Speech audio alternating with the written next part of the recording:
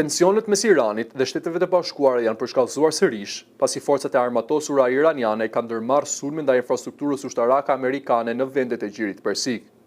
Sipas autoriteteve iraniane, sulmet janë në kundërpërgjigje ndaj bombardimeve të fundit amerikane mbi provincat jugore bregtetare dhe lindore të Iranit.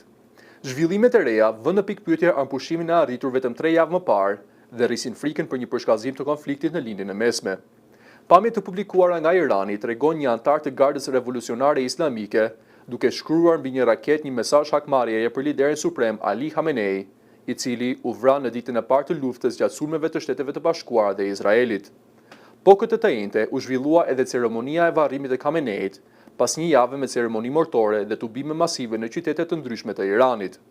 Nga ana tjetër, Marina e Gardës Revolucionare deklaroi se sulmet amerikane dhe ndërhyrja e Washingtonit në drejtimin e lundrimit në ngushticën e Hormuzit po pengojnë rikthimin normal të qarkullimit detar në një nga korridoret më të rëndësishme të transportit të naftës në botë. Autoritetet iraniane paralajmëruan se çdo ndërhyrje e mëtejshme nga SBA-ja do të marrë sipas tyre një përgjigje shkatërruese. Ndërkohë, ushtria amerikane deklaroi se bombardimet e fundit kishin për qëllim garantimin e lirisë së lundrimit në ngushticën e Hormuzit, pasi akuzoi Iranin për sulme ndaj 3 anijeve cistern në këtë zonë strategjike.